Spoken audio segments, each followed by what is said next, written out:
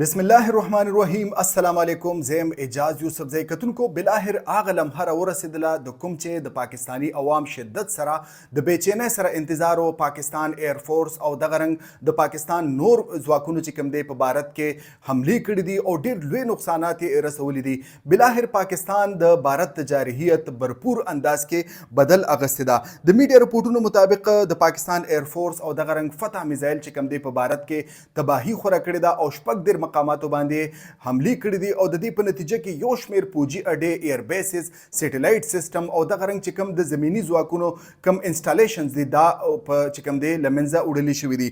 د دې نه علاوه اهمترین شخصیات هم په دې کې وژلي شوي دي بھارتي او دغه رنګ د بھارت چې کوم جدید سیټلایټ سیسټم دی او د دې نه علاوه چې کوم میزایل سیسټم دی ډیفنس میزایل سیسټم SU-400 هم تباه شوی دی. کتونکو په ویلاګ کې به زه لږ ذکر کوم چې پاکستان نن سحر په بھارت باندې حملې شروع کړلې. پاکستان ایر فورس او دغه رنګ الفتح میزایل په دې حملو کې برپور برخه اخیستې ده. د دې په نتیجه کې آدمپور ایربیس چې کوم دی هغه له منځه وړلی شوی دی، دړې وړې کړی شوی دی، تباه کړی شوی دی. دا هغه ایربیس دی د دې نه به په سیکانو باندې حملې کېدلې، په افغانستان باندې هم میزایل ورولې شوي دي او په پاکستان باندې هم په د دې ایربیس نه حملې شوي دي. د دې نه علاوه آدمپور ایربیس کوم چې د بھارت اهمترین حساس ایربیس دی، په دې کې د ایر فورس چې کوم دی جدیدترین انسټالیشن موجود دی، دا هم تباه او برباد کړی شوی دی. پاکستان ایر فورس چې کوم تیاری دی JF-17 هغه په دې کاروایی کې حصه اخیستې ده او آدمپور ایربیس یې له منځه وړی دی. دا هغه ایربیس دی چې کوم کې چې یعنې په 65 وار کې یعنې د 65 په جګړه کې او د 71 په جګړه کې هم پاکستان دا تباه کړی دی. یعنې دا هغه ایربیس دی چې پاکستان په 3 پیرې تباه کړ.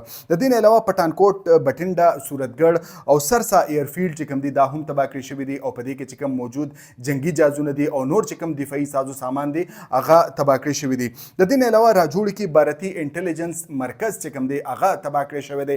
دا هغه انټیلیجنس مرکز دی چېرته چې به دهشتګردو ټریننګ کو، بلوچستان لیبریشن آرمي او یو شمېر نور ترهګر تنظیمونو به په دې ځای کې ټریننګ ترلاسه کولو او د دې اعتراف بلوچستان لیبریشن آرمي چې کوم ترهګر دي، کوم چې پاکستان گرفتار کړي دي، هغوی په باقاعده توګه د دې اعتراف کړی دی.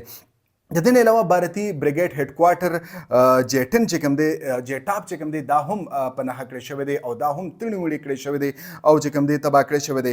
د دې نه علاوه JF-17 تیارو په دې کې برخه اخیستې ده. بلاک 3 تیارو یعنې JF-17 بلاک 3 تیارو په دې کې برخه اخیستې ده او د دې په نتیجه کې بیاس امرتسر کې براهموس میزایل چې کوم دی دا اهمترین او خطرناک میزایل دی د بھارت. براهموس تاسو به په میډیا کې د دې رپورټس اورئ چې دا هم تباه کړی شوی دی. د دې چې څونه سټاک پایل یعنې سټور هغه تباه کړی شوی دی. اوس تر دې دمه دا پته نه لګي چې آیا 100 میزایله پاکستان په دې حمله کې تباه کړي دي او کنه د 100 نه سیوا دي. تر دې دمه دا انفارمیشن راغلی دی چې دغه ځای کې چې څونه سټاک پایل پروتو د میزایلو هغه تباه او برباد کړی شوی دی. د براهموس میزایل چې کوم رینج دی هغه 300 کیلومتره نه والي تر 900 کیلومتره پورې خپل ټارګټ په نښه کولی شي په پاکستان کې دننه دا میزایل تباه کړی شوي دي او د دې په نتیجه کې چې کوم دی بھارت ته ډېر لوی نقصان رسېدلی دی.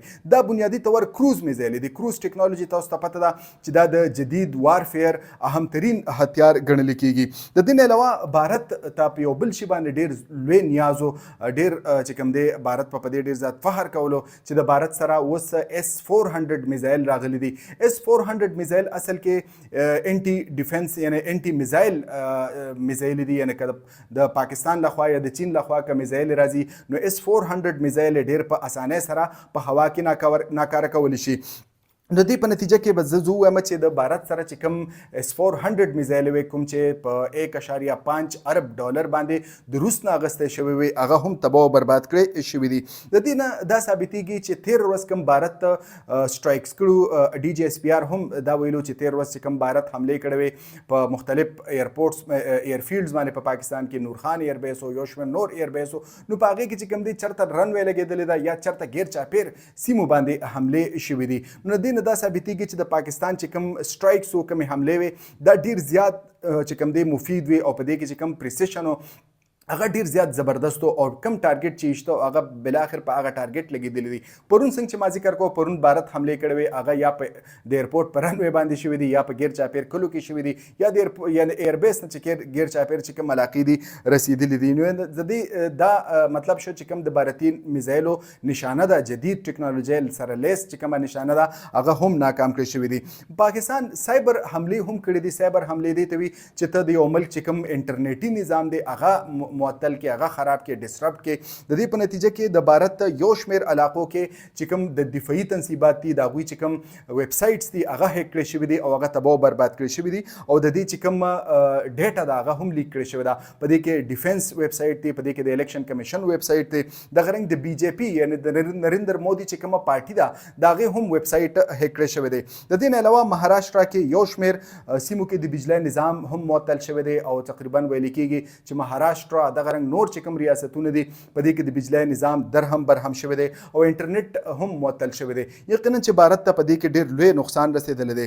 کتونکو د دې نه علاوه زه به لږ ذکر کوم چې دا اوسنۍ جګړه چې کوم ده دا د ایرفورس جګړه ده او په دې کې فتح میزایل په کار راوستلی شوي دي. جیب 17 تندر دی، بلاک 1 بلاک 2 او بلاک 3 تیارې په دې کې په کار راوستلی شوي دي او چې کوم دی بهترین کارکردګي وړاندې کړې ده ستاسو په وړاندې ده چې بھارت بالکل د بھارت لخوا بیان نه راځي. د بھارت په میډیا کې څنګه چې پرونه پورې یو لوی غوبل نښتی و اوس چې کوم دی هغوی لږ غونتې عقل ټکانې له راغلی دی او څه لږه ډېره په سینس باندې مبني خبره کوي. نو د دې نه دا ثابتېږي چې په موجوده جګړو کې وارفیر کې چې کوم دی په فضا باندې ستا برتري لازم ده. نو د پاکستان په فضا باندې برتري ترلاسه ده. د پاکستان F-16 تیارې چې کوم دی د پاکستان په فضا کې ګرځي. دغه رنګ څنګه چې ما ذکر وکړو د چین نه چې کوم الوتکې اخیستلې شوي دي جیب 17 تندر چې کوم دی دا په هوا کې ګرځي. دا مهال ویل کېږي چې د 80 نوالې تر د 80 پورې پاکستاني الوتکې د پاکستان د فضایي حدودو چې کوم دی حفاظت کوي او هر هغه قوم د چا چې فضا باندې خپل کنټرول ترلاسه او د دښمن په فضا باندې د هغه کنټرول ترلاسه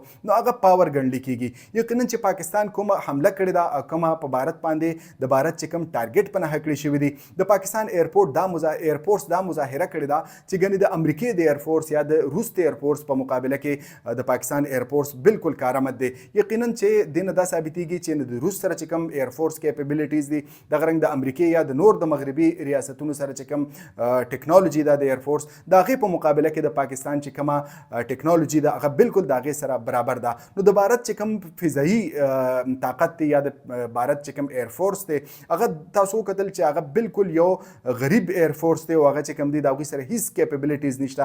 صرف په میډیا کې د هغوی چې کوم بیانات دي هغه اورئ او چې کوم دی میډیا اوس په بھارت کې هم داسې یعنې بھارتي میډیا کې داسې اوازونه راوچت شوي دي چې ګنې بھارتي حکومت خپل عوام چې کوم دی هغه مسګایډ کي او چې کوم دی په دروغو باندې مبني رپورټس هغوی ته ورکوي او بھارت کې رای عامه جوړولو لپاره یو نیریټیو جوړولو لپاره دوی کار کوي. خو دغه ټول خوابونه او دغه ټول پلانینګ چې کوم دی هغه تتر بتر سوي دي. پاکستان د دې یعنی بنیان المرسوس آهنی دیوار دی ته ویلی شي کوم چې پاکستان اپریشن کړی دی د دې په نتیجه کې د بھارت اهمترین ټارګټس په نښه کړي شوي دي. کتونکو همدا د نننۍ ورځ اهمترین ویلاګ راتلونکي ویلاګ پورې اجاز یوسفزۍ ته اجازت راکړئ.